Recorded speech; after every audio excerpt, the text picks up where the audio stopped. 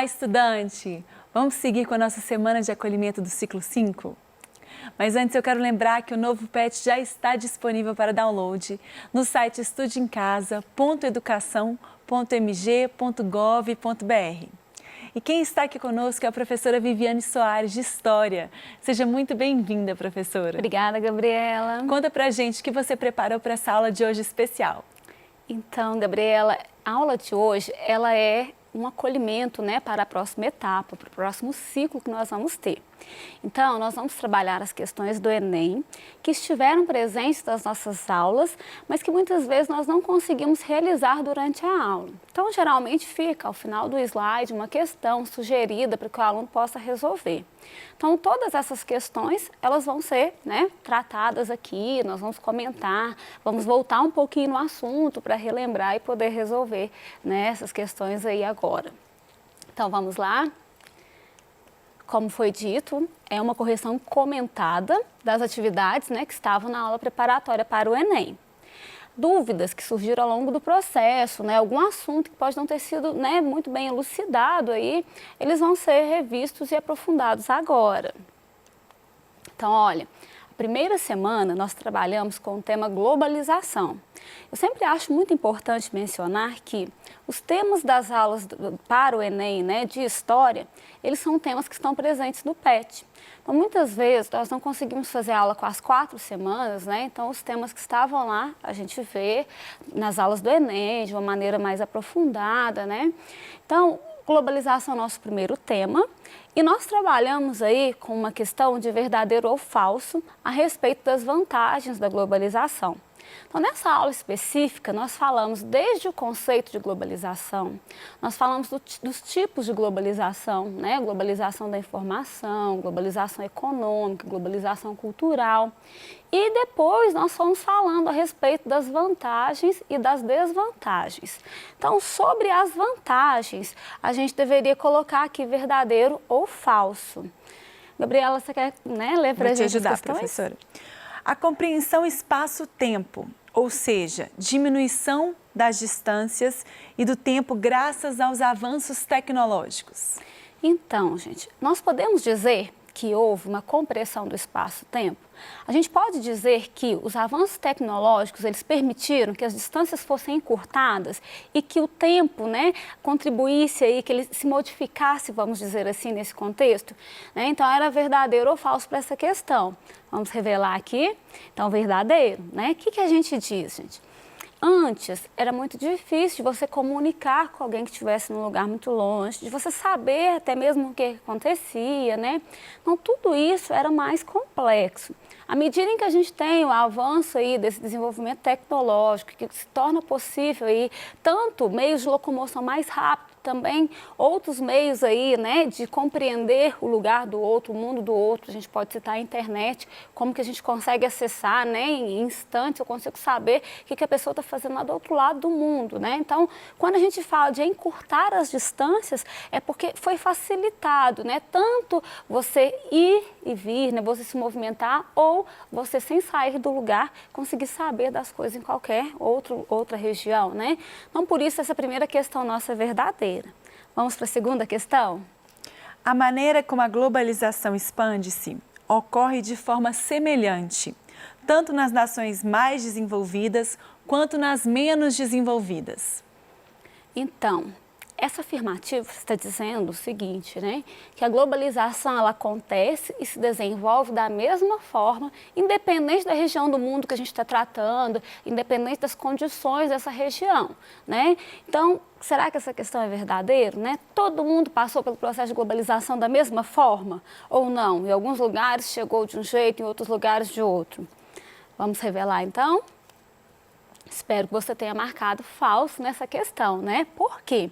Porque a globalização, ela acontece de forma desigual, né? Então, a gente tem, por exemplo, regiões que estão aí, né, nessa dinâmica globalizada, que está muito bem envolvida, que está se desenvolvendo bem, e nós temos regiões em que não ocorre da mesma forma. Podemos dizer que tem região que esse processo ele nem se completa, né? Então, dizer que o processo de globalização ele acontece da mesma forma em todos os lugares do mundo é super falso, tá? Vamos para a A terceira? expansão da globalização, apesar de diminuir os preços dos produtos, faz com que muitas empresas passem a controlar o mercado mundial? Então, aqui vai dizer que, à medida em que a globalização se expande, a gente consegue comprar os produtos de uma maneira, né, com preços mais baixos. Então, isso dá para a gente o acesso a mais produtos, né? Só que, ao mesmo tempo, a afirmativa que diz que faz com que algumas empresas elas controlem o mercado mundial. O que você colocou aí? Né? Verdadeiro ou falso? Vamos revelar aqui. Essa questão ela é falsa. Por quê? Ela está dizendo o seguinte, que a globalização realmente ela faz com que o preço dos produtos caia. Só que ela vai dizer o seguinte, que o mercado mundial ele fica concentrado nas mãos de poucas empresas, né? Então aqui fala que muitas empresas concentram, né, controlam o mercado mundial. E quando a gente vai corrigir, a gente diz que não, né, que poucas empresas controlam. Então a gente consegue entender que dentro desse processo algumas empresas elas crescem muito, né? Elas vão ter um poder maior e é muito comum dessas empresas maiores elas acabarem o quê? Dominando empresas menores, né? Tomando lugar de empresas menores. A gente vê que acontecem muitas fusões, né, de empresas. Então assim, o preço diminui? Sim. O preço pode ser menor, mas não são muitas as empresas que conseguem controlar o mercado mundial. A gente vai ver que poucas empresas elas assumem o controle. Redução do preço médio dos produtos? Então, a gente pode dizer que a globalização ela permite essa redução do preço médio dos produtos? Esse é um tipo de questão que a gente acaba respondendo na questão anterior, né? Nós tratamos um pouquinho a respeito do preço. Então, se você acertou a questão anterior, a gente sabe que você teve melhores condições para responder essa, porque então é uma questão verdadeira. O preço médio dos produtos ele vai diminuir por causa da globalização, sim. Né? Então, vamos passar para a segunda semana. O tema dela foi o segundo reinado, e aí eu volto a falar a respeito desse processo de trabalhar as questões do PET nas aulas que não são do Enem e nas aulas do Enem. Então, o tema do segundo reinado ele é uma continuidade das aulas do primeiro ano. Então, no primeiro ano a gente teve uma aula para falar sobre o primeiro reinado, nós tivemos uma aula para falar sobre o período regencial, né? E aí a gente traz aqui para o Enem a aula a respeito do segundo reinado, para que você não fique sem entender, compreender esse momento. Então, o segundo reinado, ele se insere naquele período que é o período imperial brasileiro. Quando o período imperial começa, né? Então, logo que o Brasil se torna independente. O Brasil, gente, diferente do restante dos países da América, quando ele se torna independente, ele se organiza, né, dentro de um sistema monárquico. Ou seja, nós vamos ter um regime em que um rei governa, em que seu poder ele é hereditário, né? E diferente dos outros locais que a gente tem a formação de repúblicas, né? Nós podemos falar desde os Estados Unidos, falar do México, falar de vários outros países da América de maneira geral, em que a gente tem a formação de república. Mas no Brasil é diferente. Então, quando a gente trata aí do nosso período imperial, a gente consegue aí, né, dividir ele em alguns momentos para a gente estudar, né, e compreender melhor. Então, nós temos o primeiro reinado, que é o período que Dom Pedro I, que proclama a independência, né, assume o poder e vai governar. Esse período ele chega ao fim quando Dom Pedro I abdica ao trono, ou seja, ele vai deixar o trono em nome do filho dele, porque ele volta para Portugal para assumir o trono português, por uma série de questões que nós vimos na aula, mas principalmente porque o governo dele acaba entrando, né, em situações de conflito, sofrendo com oposição, né, e aí ele vai deixar o governo para o filho dele. Nesse período em que o seu filho, Pedro de Alcântara, herda o trono, ele não pode assumir, porque ele é uma criança, ele tem 5 anos de idade e ele precisa, né, alcançar a maioridade de acordo tanto com a maturidade para tal façanha, né, para governar, tanto com o que a Constituição propõe, né, ele precisa ser maior, então ele não pode governar. Nesse período a gente chama de período regencial. O período regencial ele é um período muito conflituoso na história do Brasil.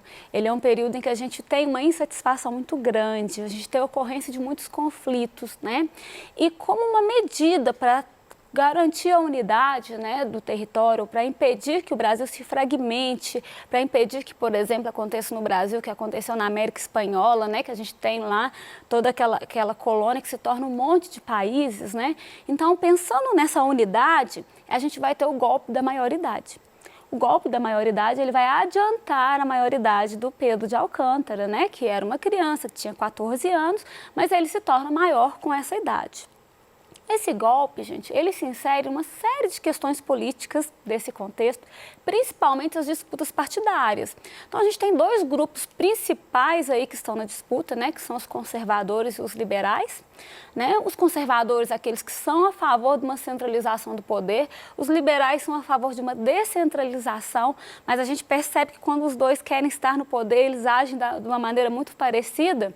E é nesse sentido que a gente tem o golpe da maioridade, porque os próprios liberais, que são a favor da descentralização, ou seja, que não tem um governo tão centralizado, eles tomam frente na campanha para centralizar o poder. É até contraditório, né? Mas eles tomam frente na campanha para levar Dom Pedro II ao poder, pensando não só na unidade do Brasil, mas os liberais também viam isso como uma forma de quê? De fazer parte do governo, né?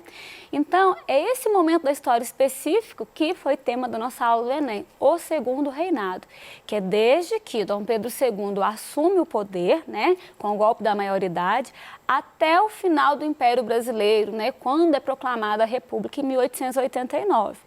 Então, o Segundo Reinado, a gente pode falar de muitas mudanças, né, de muitas questões aí que estão relacionadas tanto à política, quanto à economia, o nosso desenvolvimento industrial, quanto às questões sociais, a gente fala da abolição, né, do processo aí de escravização de pessoas, tudo isso aí estão presentes nesse contexto que é tema da nossa aula e do nosso exercício de hoje. Então, vamos lá corrigir a questão. Primeiramente, a gente precisa analisar, né, essa charge aí, né, essa imagem que foi publicada nesse período aí anterior à proclamação da República sob Dom Pedro II. Dom Pedro II, ele está com aparência aí de cansado, né, está sentado numa cadeira cochilando. No colo dele está um jornal que ele estaria lendo, mas a gente vê aí uma imagem de uma pessoa que a gente não pode dizer que ela está enérgica, né? Que ela está aí com muita vivacidade. A gente vê uma pessoa que está meio desanimada, sonolenta, né? Apática. Então, com base nessa imagem, é que nós vamos fazer a seguinte questão. Questão da Unesp, de 2018. É correto interpretar a charge, que representa Dom Pedro II e foi publicada em 1887, como uma, letra A, demonstração da exaustão provocada pela diversidade de atividades exercidas pelo imperador? Letra B, valorização do esforço do imperador em manter-se atualizado em relação ao que acontecia no país? Letra C, crítica à passividade e à inoperância do imperador em meio a um período de dificuldades no país? Letra D, denúncia de baixa qualidade da imprensa monárquica e de suas insistentes críticas ao imperador? E letra E, celebração da serenidade e harmonia das relações sociais no país durante o Império. Então, pessoal, vamos fazer aí, né, analisar uma por uma, né, entender aí essas alternativas. Na letra A está dizendo, gente, que tem aí, está mostrando que há uma exaustão ali por parte do imperador, porque ele desenvolve muitas atividades, né? Eu não sei como que é a percepção de cada um, mas a charge, ela não deixa a gente entender, né, se há ali um cansaço porque ele fez atividade ou não, né, diante de que é esse cansaço, né? A letra B está dizendo que há uma valorização do esforço do imperador para se manter atualizado com relação ao que acontecia no país. Aí a gente relembra a charge, ele está dormindo com o jornal na mão. Será mesmo que tem aí um esforço muito grande dele para se atualizar pelo que a charge está mostrando? Parece que ele dormiu, né? Então é algo que não está muito interessante para a pessoa que está ali, né? Aí a letra C vai dizer o seguinte: está criticando a passividade dele, a inoperância em meio a um período de dificuldades, ou seja, o país está passando por uma situação difícil e ele não está agindo, né? A gente entende que essa questão é mais próxima para a alternativa correta, mas nós vamos falar das outras ali. Letra D está dizendo que está denunciando a baixa qualidade da imprensa, né? E as críticas ao imperador. Naquela imagem lá, naquela charge, a gente não consegue dizer se há uma denúncia ou não consegue dizer da qualidade ou não da imprensa, né? E letra E fala de uma celebração da serenidade e harmonia das relações sociais, né, pelas quais o país passa. Bom, a gente não consegue também perceber essa questão de serenidade ou harmonia diante da figura de uma pessoa que parece dormir, né? Então, por todas essas questões, essa análise que a gente fez a questão, a gente consegue compreender que a que responde melhor, né, àquela charge é a letra C. Né, a respeito dessa passividade, dessa falta de atitude, né, fala inoperância, ou seja, o imperador não está fazendo, não está operando, não está movimentando, seria essa questão mais, né, dentro aí do que a charge traz para a gente. Vamos agora para a nossa terceira semana. Né? Lembrando que a gente teve somente 3 semanas em razão do feriado, né? Então, na terceira semana, o tema é Primeira República. E aí, você pode perceber que a gente dá continuidade às aulas que eram do primeiro ano. Então, terminamos de falar do segundo reinado, fim do segundo reinado. Próximo assunto nosso foi Primeira República, até porque a gente conclui o segundo reinado exatamente tratando do momento em que há a proclamação da República Brasileira, né? Então, vamos lá para a questão. Então, uma das coisas importantes nessa aula da República, a gente trabalhou foi com conceitos. A gente pegou, né, os principais conceitos políticos, culturais daquele momento e nós fomos ali destrinchando mesmo, né? O que é voto de cabresto, o que é coronelismo, o que é voto fantasma, nós falamos sobre isso, né? Política do café com leite, política dos governadores. Então, foi uma aula bem voltada para esses conceitos e, claro, para a aplicação desses conceitos, né, em um determinado contexto, em uma determinada realidade. Então, a questão, ela vai dentro disso, ela vai tratar de um dos conceitos que nós trabalhamos. Ela é uma questão do Enem. Gabriela, você pode fazer a leitura para a gente? Tá joia. Enem. Completamente analfabeto ou quase, sem assistência médica, não lendo jornais nem revistas, nas quais se limita a ver figuras, o trabalhador rural, a não ser em casos esporádicos, tem o patrão na conta de benfeitor. No plano político, ele luta com o coronel e pelo coronel. Aí estão os votos de cabresto, que resultam em grande parte na nossa organização econômica rural.